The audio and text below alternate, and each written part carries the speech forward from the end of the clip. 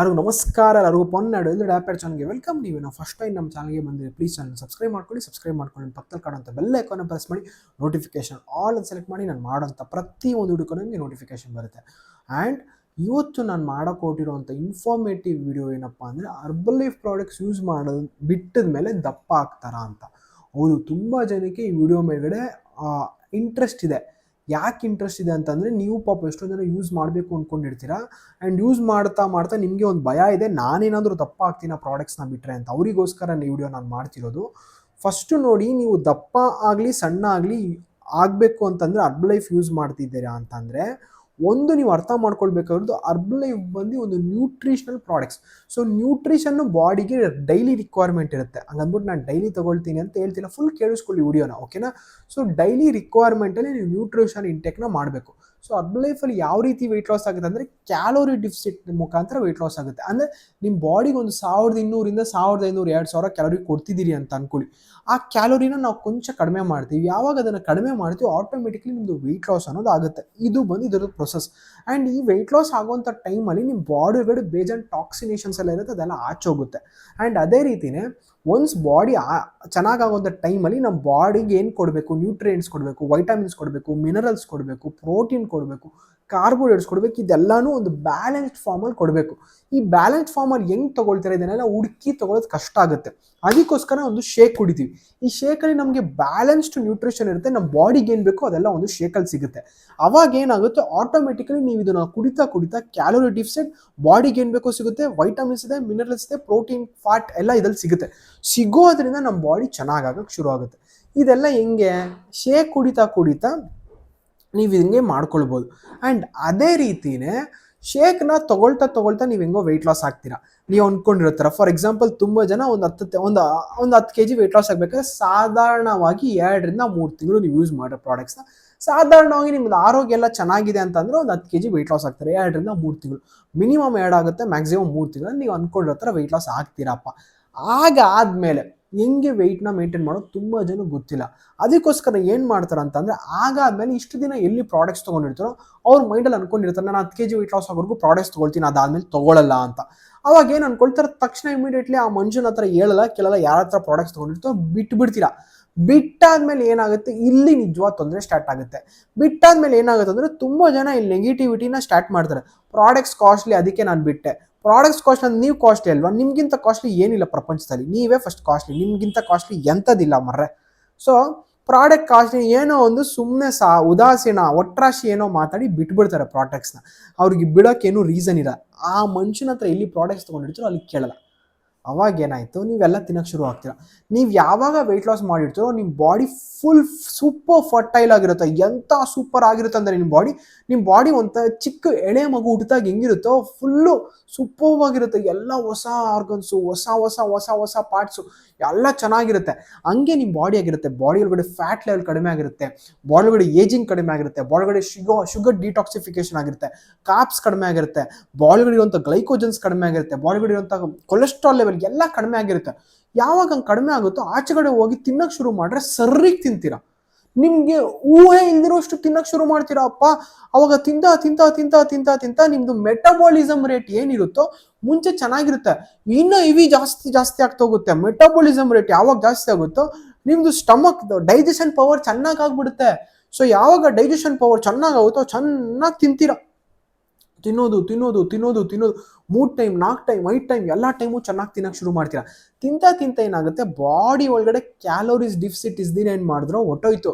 Calories ಡೆಪಾಸಿಟೇಷನ್ ಆಗುತ್ತೆ, calories ಜಾಸ್ತಿ ಆಗುತ್ತೆ. ಕ್ಯಾಲೋರೀಸ್ ಜಾಸ್ತಿ ಆಗುವಂಥ ಟೈಮಲ್ಲಿ ನೀವೇನು ಊಟ ಮಾಡಿರ್ತೀರೋ ಬಾಡಿ ಒಳಗಡೆ ಗ್ಲೈಕೋಜನ್ ಆಗಿ ಕನ್ವರ್ಟ್ ಆಗುತ್ತೆ. ನೀವು ತಿಂದಿರೋವಂಥ ಊಟ ಫಸ್ಟು ಗ್ಲೂಕೋಸ್ ಆಗಿ ಕನ್ವರ್ಟ್ ಆಗಿ ಸ್ಟಾರ್ಚ್, ಗ್ಲೂಕೋಸ್, ಅದಾದಮೇಲೆ ಗ್ಲೈಕೋಜಿನ್ ಆಗಿ ಕನ್ವರ್ಟ್ ಆಗುತ್ತೆ. ಗ್ಲೈಕೋಜಿನ್ ಆಗಿ ಕನ್ವರ್ಟ್ ಆದಾಗ ಏನಾಗುತ್ತೆ, ಬಾಡಿ ಒಳಗಡೆ ಫ್ಯಾಟ್ ಡೆಪಾಸಿಟೇಷನ್ ಆಗುತ್ತೆ. ಬಾಡಿ ಒಳಗಡೆ ಯಾವಾಗ ಫ್ಯಾಟ್ ಡೆಪಾಸಿಟೇಷನ್ ಆಗುತ್ತೋ ಆಟೋಮೆಟಿಕಲಿ ನೀವು ಕಳ್ಕೊಂಡಿರೋವಂಥ ತೂಕನ ಜಾಸ್ತಿ ಮಾಡ್ಕೊಳ್ತೀರಾ. ನೀವು ಒಂದು 3 ತಿಂಗಳಲ್ಲಿ ಏನಾದರೂ ಒಂದು ಸಾಧಾರಣವಾಗಿ ಒಂದು 10 kg ಸಣ್ಣ ಆಗಿದ್ರೆ ಅದೇ 2 ರಿಂದ 3 ತಿಂಗಳು ಕಮ್ಮಿಂಗ್, 2 ರಿಂದ 3 ತಿಂಗಳೊಳಗೆ ಮತ್ತೆ ಅದೇ 10 kgನ ಜಾಸ್ತಿ ಆಗ್ತೀರಾ. ಇದು ನಿಜ ಹೇಳ್ಬೇಕಾ, ಖಂಡಿತ ಇದನ್ನು ಹೇಳಲೇಬೇಕು. ಯಾಕೆ ಅಂತಂದರೆ ತುಂಬ ಜನಕ್ಕೆ ಇದು ಹೆಂಗೆ ಅವ್ರು ದಪ್ಪ ಆಗ್ತಾರೆ ಅಂತ ಗೊತ್ತಿರಲ್ಲ. ಅನ್ಕೊಂಡಿರ್ತಾರೆ ತುಂಬ ಜನ ಊಟ ಮಾಡಿದ್ರೆ ದಪ್ಪ ಆಗ್ತೀವ ಅಂತ. ತುಂಬ ಜನಕ್ಕೆ ಇದ್ರ ಬಗ್ಗೆ ಒಂದು ಕಾನ್ಸೆಪ್ಟ್ ಕೂಡ ಇಲ್ಲ, ಅರಿವು ಕೂಡ ಇಲ್ಲ. ಹೌದು, ಊಟ ಮಾಡಿದ್ರೆ ಸಾಧಾರಣವಾಗಿ ಖಂಡಿತವಾಗಿ ನೀವೆಲ್ಲ ದಪ್ಪ ಆಗ್ತೀರಾ.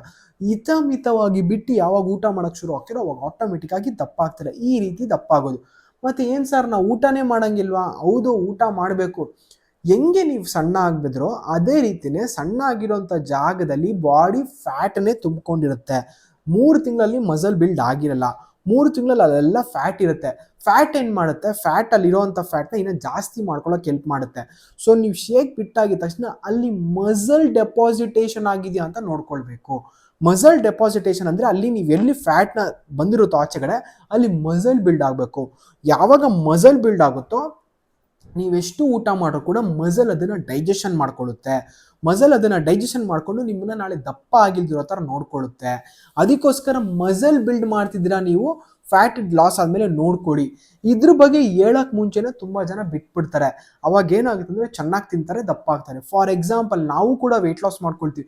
ವೆಯ್ಟ್ ಲಾಸ್ ಮಾಡ್ಕೊಂಡ್ಮೇಲೆ ನೀವು ನೋಡಿರ್ಬೋದು, ಚೆನ್ನಾಗಿ ಮಸಲ್ ಬಿಲ್ಡ್ ಮಾಡಿದ್ದೀವಪ್ಪ. ಮಸಲ್ ಅಂದರೆ ನಾವೇನು 6 ಪ್ಯಾಕ್ಸ್ ಮಾಡಿಲ್ಲ, ಇಲ್ಲಾಂದರೆ ಸಖತ್ ಆರ್ಮ್ಸ್ ಎಲ್ಲ ಮಾಡಿಲ್ಲ. ನಮ್ಗೆ ಎಷ್ಟು ಬೇಕೋ ಅಷ್ಟು ಮಸಲ್ ಬಿಲ್ಡ್ ಮಾಡಿದ್ದೀವಿ. ಆ ಮಸಲ್ನ ನಾವು ಚೆನ್ನಾಗಿ ಇಟ್ಕೊಂಡಿದ್ದೀವಿ. ಆ ಮಸಲ್ನ ಚೆನ್ನಾಗಿ ಇಟ್ಕೊಂಡಿದ್ರೆ ನಾವು ಚೆನ್ನಾಗಿ ತಿಂದರೂ ಕೂಡ ಮಸಲ್ ಅದನ್ನು ಡೈಜೆಷನ್ ಮಾಡಿಬಿಡುತ್ತೆ. ಯಾವಾಗ ಮಸಲ್ ಅದನ್ನು ಡೈಜೆಷನ್ ಮಾಡುತ್ತೋ ಆಟೋಮೆಟಿಕಲಿ ನಾವು ದಪ್ಪ ಆಗಲ್ಲ. ಅದಕ್ಕೋಸ್ಕರ ನೀವು ಅಂದ್ಕೊಂಡಿರ್ಬೋದು ನಾವೆಲ್ಲ ಚೆನ್ನಾಗಿ ತಿನ್ನಲ್ಲ ಅಂತ. ನೀವು ಅಂದ್ಕೊಂಡಿರೋದು ತಪ್ಪು. ನಾವೆಲ್ಲ ಸೂಪರ್ವಾಗಿ ತಿಂತೀವಿ. Can you imagine? ಯಾರು ತಿಂದಿರೋ ಅಷ್ಟು ಚೆನ್ನಾಗಿ ಊಟ ಮಾಡ್ತೀವಿ. ಬಿಕಾಸ್ ನಮ್ಮ ಬಾಡಿಗಡೆ ಮಸಲ್ಸ್ ಇದೆ. ಮಸಲ್ ಸರ್ವೈವ್ ಆಗ್ಬೇಕಾದ್ರೆ ಜಾಸ್ತಿ ಕ್ಯಾಲೋರೀಸ್ ಬೇಕು. 1 ಗ್ರಾಮ್ ಆಫ್ ಮಸಲ್ ಸರ್ವೈವ್ ಆಗ್ಬೇಕಾದ್ರೆ 9 ಕ್ಯಾಲೋರಿ ಕೊಡಬೇಕು. 1 ಗ್ರಾಮ್ ಆಫ್ ಫ್ಯಾಟ್ ಸರ್ವೈವ್ ಆಗ್ಬೇಕಾದ್ರೆ ಜಸ್ಟ್ 4 ಕ್ಯಾಲೋರಿ ಕೊಟ್ಟರೆ ಸಾಕು. ಸೊ ಯಾವುದು ಜಾಸ್ತಿ?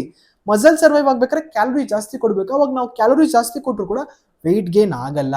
ಇದನ್ನ ಅರ್ಥ ಮಾಡ್ಕೊಳ್ದಿರ ತುಂಬ ಜನ ಬಿಟ್ಬಿಟ್ಟು ಹರ್ಬಲೈಫ್ ಬಗ್ಗೆ ನೆಗೆಟಿವ್ ಆಗಿ ಹೇಳ್ತಾರೆ. ಸೊ ಸುಮ್ಮನೆ ನೆಗೆಟಿವ್ ಆಗಿ ಹೇಳೋದಕ್ಕಿಂತ ಅವ್ರಿಗೋಸ್ಕರ ನೀವು ವಿಡಿಯೋ ಮಾಡ್ತಿರೋ, ದಯವಿಟ್ಟು ಹೇಳ್ತೀನಿ ನೋಡಿ, ನೀವು ಒಂದರಿಂದ ಉಪಯೋಗ ಪಡ್ಕೊಂಡಿದ್ದೀರಾ ಅಂದರೆ ಅದರಿಂದ ಇನ್ನೊಂದು ಸ್ವಲ್ಪ ಜನಕ್ಕೆ ಉಪಯೋಗಕರವಾಗಿ ಇರಬೇಕು. ಅದರಿಂದ ನೀವು ಉಪಯೋಗ ಪಡ್ಕೊಂಡಾದ್ಮೇಲೆ ಅದ್ರ ತಿಂದ್ಬಿಟ್ಟು ಯಾವಾಗಲೂ ಹೇಳ್ತೀನಿ ನೋಡಿ, ತಿಂದು ಮನೆಗೆ ದ್ರೋಹ ಮಾಡಬಾರ್ದು ಅಂತ. ಹಂಗೇನೆ ಪ್ರಾಡಕ್ಟ್ ಚೆನ್ನಾಗಿ ತಿಂದು ವೆಯ್ಟ್ ಲಾಸ್ ಆಗಿದ್ದೀರಾ ಅಂದರೆ ತಿಂದಿದ್ದೀರಾ, ಇದರಿಂದ ಯಾಕೆ ಇದಕ್ಕೆ ದ್ರೋಹ ಮಾಡ್ತೀರಾ? ದ್ರೋಹ ಮಾಡಬೇಡಿ. ತಿಂದಾದ್ಮೇಲೆ ಅದಕ್ಕೋಸ್ಕರ ರಿಸಲ್ಟ್ಸ್ ಕೊಡಿಸಿದಾರೆ ತಾನೆ. ಆ ವೆಯ್ಟ್ನ ಮೇಂಟೈನ್ ಮಾಡೋದು ಹೆಂಗೆ ಅಂತ ಅವ್ರನ್ನ ಕೇಳಿ, ಅವ್ರು ಹೇಳ್ಕೊಡ್ತಾರೆ. ಅವ್ರು ಇರೋದೇ ವೆಯ್ಟ್ ಲಾಸ್ ಮಾಡಾದ್ಮೇಲೆ ವೆಯ್ಟ್ನ ಮೇಂಟೆನೆನ್ಸ್ ಮಾಡೋದು ಹೇಳ್ಕೊಡ್ತಾರೆ. ಅದನ್ನು ಬಿಟ್ಟು ಸುಮ್ಮನೆ ಕೆಟ್ಟಾಗಿ ಹೇಳ್ಕೊಂಡು ಓಡಾಡ್ತೀರಾ. ಸೊ ನೀವು ಬೇಜಾರು ಮಾಡ್ಕೊಳ್ಳಿ ಅಂತಲ್ಲ ನಾನು ಹೇಳ್ತಾ ಇರೋದು. ಬಟ್ ಅದು ಸುಮ್ಮನೆ ನೆಗೆಟಿವಿಟಿ ಮಾಡಿಬಿಡಿ. ಇವಾಗ ನಾವು ನೋಡೋಯಪ್ಪ, ನಾವು ಅವತ್ತಿಂದ ವೆಯ್ಟ್ ಲಾಸ್ ಮಾಡ್ಕೊಂಡು ಇವತ್ತಿಗೂ ಯಾವುದೇ ಕಾರಣಕ್ಕೂ 5 kg 10 kg ಎಲ್ಲ ಗೈನ್ ಆಗಿಲ್ಲ. ಆದರೆ 1 kg ಅರ್ಧ kg ಹಂಗೂ ಹಿಂಗೂ ಆಯ್ತಾ 1.5 kg ಅಷ್ಟೇ. ಅದ್ರ ಮೇಲೆ ವೆಯ್ಟ್ ಗೇನೇ ಆಗಿಲ್ಲ. ಸೊ ಆ ವೆಯ್ಟ್ನ ಮೇಂಟೈನ್ ಮಾಡೋದು ಹೇಳ್ಕೊಡ್ತೀವಿ. ಸೊ ವೆಯ್ಟ್ನ ಮೇಂಟೈನ್ ಮಾಡೋದು ಭಾಳ ಸುಲಭ ಆಗಿರುತ್ತೆ. ಒಳಗಡೆ ಮಸಲ್ ಜಾಸ್ತಿ ಮಾಡಬೇಕು. ಇದೆಲ್ಲ ಆಗೋವರೆಗೂ ನೀವು ತಾಳ್ಮೆಯಿಂದ ಇರಬೇಕು. ನೀವು ತಾಳ್ಮೆಯಿಂದ ಇರ್ದಿರಾ ಓವರ್ ನೈಟಲ್ಲಿ ಆಗಬೇಕು ಅಂತಂದರೆ ಹೇಳಿಲ್ಲ. ಓವರ್ ನೈಟಲ್ಲಿ ಏನೂ ಆಗಲ್ಲ. ಓವರ್ ನೈಟ್ ಅಂದರೆ ರಾತ್ರಿ ಏನೂ ಆಗೋಕ್ಕಾಗಲ್ಲ. ಎಲ್ಲದಕ್ಕೂ ಅದರದೇ ಆದಂಥ ಟೈಮು, ಕಾಲ, ಅವಕಾಶ ಕೊಡಬೇಕು. ನೀವು ರಾತ್ರಿನೇ ಯಾರೂ ದಪ್ಪ ಆಗಿಲ್ಲ. ರಾತ್ರಿನೇ ಯಾರೂ ಕೂಡ ಸಣ್ಣ ಆಗಿಲ್ಲ. ಸಣ್ಣ ಆದಮೇಲೆ ದಪ್ಪ ಆಗಿದ್ದೀರಾ, ದಪ್ಪ ಆದಮೇಲೆ ಸಣ್ಣ ಆಗಬೇಕು. ಎಲ್ಲದಕ್ಕೂ ಟೈಮ್ ಅನ್ನೋದು ಬೇಕು. ಮಸಲ್ ಬಿಲ್ಡ್ ಆಗಬೇಕು, ಸ್ವಲ್ಪ ಟೈಮ್ ಅನ್ನೋದು ಕೊಡಬೇಕು. ಟೈಮ್ ಅನ್ನೋದು ಕೊಟ್ಟು ಆದಮೇಲೆ ಮಸಲ್ ಬಿಲ್ಡ್ ಮಾಡ್ಕೊಂಡ್ರೆ ಖಂಡಿತ ಆರೋಗ್ಯನ ಚೆನ್ನಾಗಿಟ್ಕೊಳ್ಬೋದು.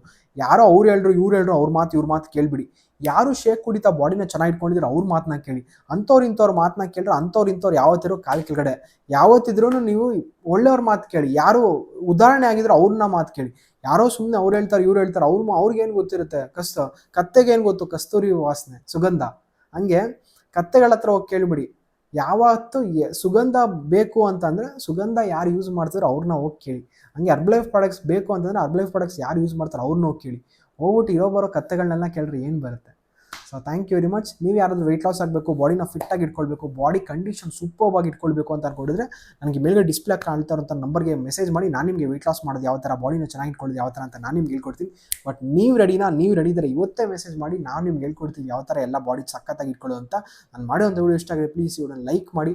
ಆ್ಯಂಡ್ ನಾನು ಹೇಳಿರುವಂಥ ಇನ್ಫಾರ್ಮೇಟಿವ್ ಅಂತ ವಿಡಿಯೋ ಇಷ್ಟ ಆಯಿತು, ಇನ್ಫಾರ್ಮೇಷನ್ ಚೆನ್ನಾಗಿತ್ತು ಅಂದರೆ ತುಂಬ ಜನ ಹತ್ರ ಶೇರ್ ಮಾಡಿ. ನೀವು ಮಾಡೋಂಥ ಶೇರ್, ನೀವು ಮಾಡೋಂಥ ಲೈಕ್ ನಮಗೆ ಸ್ಫೂರ್ತಿ ಇನ್ನೊಂದು ಹಲವಾರು ವೀಡಿಯೋಸ್ನ ಮಾಡೋದಕ್ಕೆ.